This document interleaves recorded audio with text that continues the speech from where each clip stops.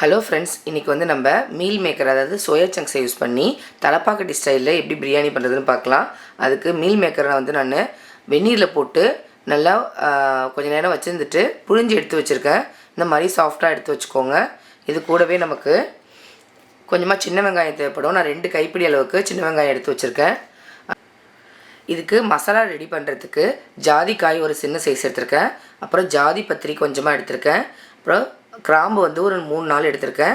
3 ஏலக்காய், ஒரு சின்ன துண்டு பட்டை, இதெல்லாம் எடுத்து வச்சுருக்கேன். இப்போ இது எல்லாத்தையுமே சேர்த்துட்டு நம்ம மிக்ஸி ஜாரில் சேர்த்து பவுட்ரு பண்ணி எடுத்துக்கலாம். இதுதான் அதுக்கு சேர்க்குற ஸ்பெஷல் மசாலா. அவ்வளோதான், மசாலா ரெடி ஆகிடுச்சு. நல்லா வாசமாக நல்லா சூப்பராக இருக்குது. அதுக்கப்புறம் நம்ம எடுத்து வச்சுருந்த சின்ன வெங்காயத்தையும் மிக்ஸி ஜாரில் சேர்த்து கொஞ்சம் குறப்பாக அரைச்சி எடுத்துக்கோங்க. ரொம்ப ஃபைன் பேஸ்ட்டாக அரைக்கக்கூடாது. இந்த மாதிரி குறப்பாக இருக்கிற அளவுக்கு அரைச்சி எடுத்துக்கோங்க.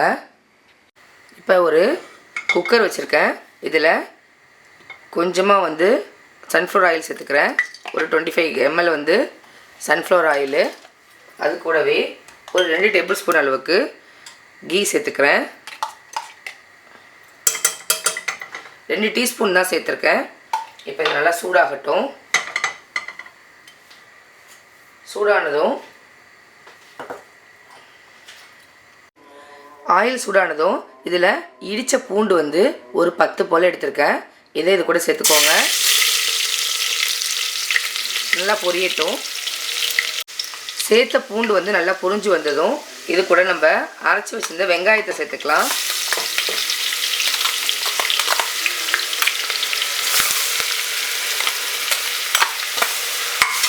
சேர்த்து பச்சை வாசனை போகிற அளவுக்கு நல்லா வதக்கிக்கோங்க. இப்போ வெங்காயம் வதங்கினதும் இதில் வந்து ஒரு 1/2 ஸ்பூன் அளவுக்கு இஞ்சி பேஸ்ட்டு சேர்த்துக்கிறேன். ஆல்ரெடி நம்ம பூண்டு சேர்த்தாச்சு. ஸோ இஞ்சி பேஸ்ட்டு சேர்த்து நல்லா வதக்கிக்கோங்க. இதோட ராஸ்மெல் போகிற அளவுக்கு வதக்கி விட்டுக்கலாம். இப்போ இஞ்சி பூண்டோட ராஸ்மெல் போனதுக்கப்புறமா இது கூட ஒரு 3 பச்சை மிளகாய், ஒரு கைப்பிடி அளவுக்கு இது கொத்தமல்லி, அதே மாதிரி ஒரு கைப்பிடி அளவுக்கு புதினா எடுத்து வச்சுருக்கேன். இப்போ இது எல்லாத்தையும் இது கூட சேர்த்துக்கலாம். சேர்த்துட்டு நல்லா வதக்கி விட்டுக்கோங்க.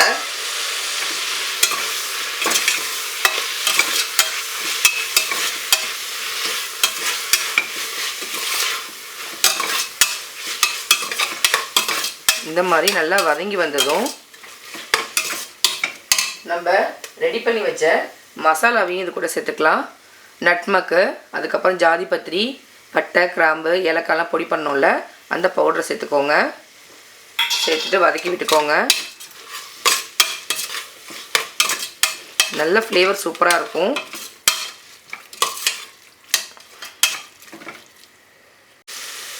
இப்போ இது கூட காரத்துக்கு தகுந்த அளவுக்கு மிளகாய் தூள் சேர்த்துக்கோங்க. ஆல்ரெடி நான் பச்சை மிளகாய் சேர்த்துருக்கிறதுனால ஒரு சின்ன ஸ்பூனால் 1.5 ஸ்பூன் அளவுக்கு மிளகாய் தூள் சேர்த்துக்கிறேன். சேர்த்துட்டு இதை வதக்கிக்கோங்க.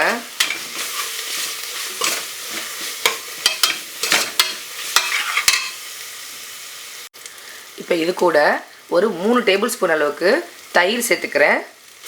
ரொம்ப புளிப்பில்லாத தயிராக சேர்த்துக்கோங்க. சேர்த்துட்டு நல்லா வதக்கி விட்டுக்கோங்க.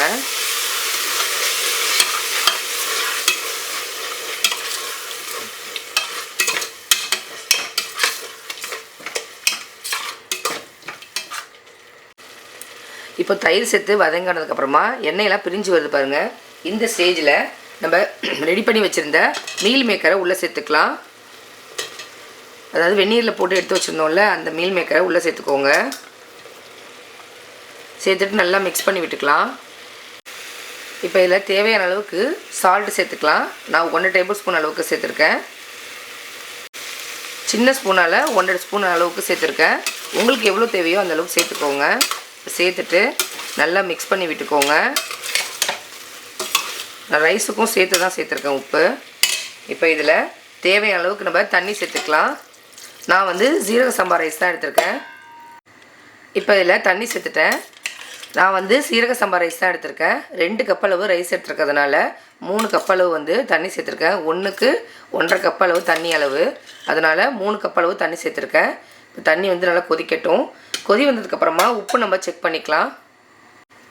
இப்போ தண்ணி வந்து கொதி வர ஆரம்பிச்சிட்டு நம்ம ஊற வச்சுருந்த சீரக சம்பா ரைஸை உள்ளே சேர்த்துக்கலாம்.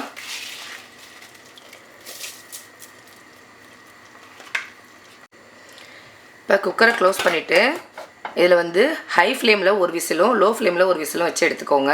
இல்லை நார்மலாக ஓப்பன்லேயே வேக வைக்கிறீங்க அப்படின்னா ஒரு 10-15 நிமிஷம் வெந்ததுக்கப்புறமா அடியில் ஒரு தோசை தவா வச்சு ஒரு 20 நிமிஷம் வந்து தம் போட்டு எடுத்தீங்க அப்படின்னா சூப்பரான பிரியாணி ரெடி ஆகிடும். இருக்கட்டும். அவ்வளோதான் பாருங்கள். நான் வந்து ஹை ஃப்ளேமில் ஒரு விசிலும் லோ ஃப்ளேமில் ஒரு விசிலும் வச்சு எடுத்திருக்கேன். சூப்பராக ரெடி ஆகிருக்கு. ஃப்ளேவர் செம்மையாக இருக்குது. நீங்களும் இந்த மாதிரி உங்கள் வீட்டில் செஞ்சு பாருங்கள். எப்படி இருக்குது அப்படிங்கிறத கமெண்ட் பண்ணுங்கள். நான் போகிற ரெசிபீஸ்லாம் உங்களுக்கு பிடிச்சிருந்தா நம்ம சேனலை லைக், ஷேர் அண்டு சப்ஸ்கிரைப் பண்ண மறக்காதீங்க. தேங்க்யூ.